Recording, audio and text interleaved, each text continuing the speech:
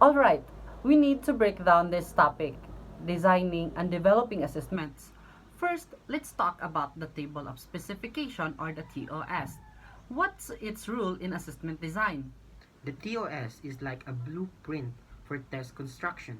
It ensures that our assessment align with learning objectives and have a balanced contribution of question across different cognitive levels. Without it, we risk creating a test that focuses too much on recall instead of higher order thinking skills. That makes sense. But how do we actually construct a TOS? What should we include? Great question. We start by identifying the learning objectives and corresponding content areas. Then, we determine the cognitive levels based on Bloom's taxonomy, the remembering, applying, understanding, analyzing, evaluating, and creating. Finally, we distribute test items proportionally to reflect the emphasis even each topic. Let's take an example. Suppose we are assessing, designing, and developing assessment. What should our TOS look like? Well, we need to ensure our questions align with our learning objectives, which are first, developing assessment tools that are learner appropriate and target match, and second, improving assessment tools based on assessment data. How do we convert this into a well structured TOS? We should first define the topics: TOS, reliability, and validity. Next, we determine how many questions should test lower order thinking skills or the LATs, like remembering and understanding, and how many should assess higher order thinking skills or the HOTS, like application, analysis, evaluation, and creation. So, a well-structured TOS could have 30% of item assessing lots and 70% focusing on HUTs. Since assessment developing requires deep thinking, what the ideal way to contribute this question across different format, multiple choice, essay, and performance tasks? That depends on the nature of learning. If we want to assess students' ability to apply assessment concepts, performance-based tasks like task construction or item analysis would be ideal. Multiple choice questions, on the other hand, are useful for testing fundamental understanding.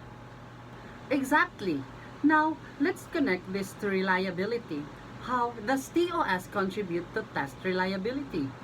Reliability is about consistency.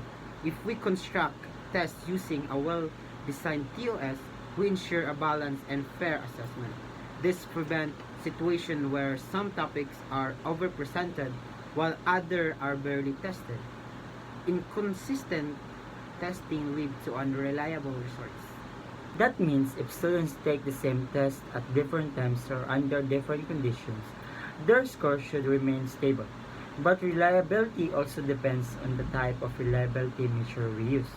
Would TR20 or test retest reliability be more applicable here?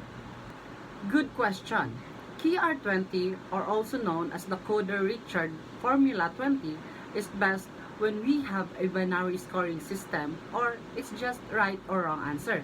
But if we want to test stability over time, the test-retest method would be ideal. So, if we design an assessment using TOS and ensure reliable test item, we need to check validity next. How do we guarantee validity in our assessment tools? Validity ensures that our test actually measures what it's supposed to measure. If our learning objective is about designing assessment tools, but our test only asks about the definition of TOS, then we have a validity problem.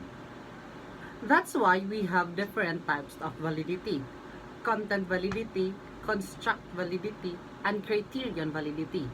Which one do you think is the most important in our case? Malay ba namin? Sobrang Latina!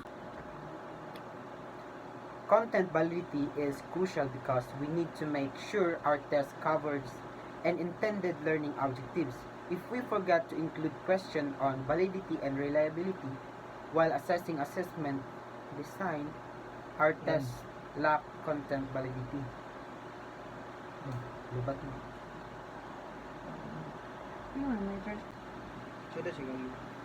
What about construct validity? Does it apply here? Ulan ko kaya?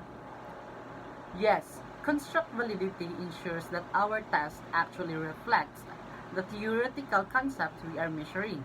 For instance, if we claim that our test assess students' ability to develop assessments, but we only used multiple choice questions, that's questionable construct validity.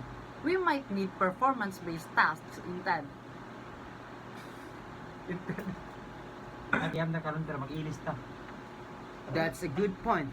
Now, let's talk about improving assessment tool based on the assessment data. How do we use data to refine our tests?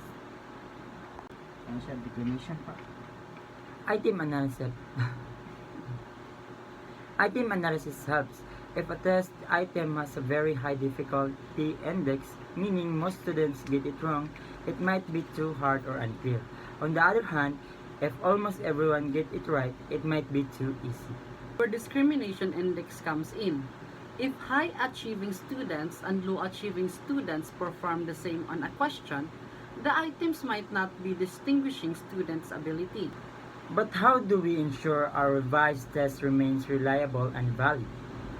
We need to pilot test an improved version, administer it to a small group of students, analyze results, and check for reliability and validity again. If the scores remain consistent and truly measure what we intend, we can finalize the tests. What a great discussion! We've covered TOS, reliability, validity, and data-driven improvements. Now, let's apply these concepts by constructing our own TOS and test items for practice.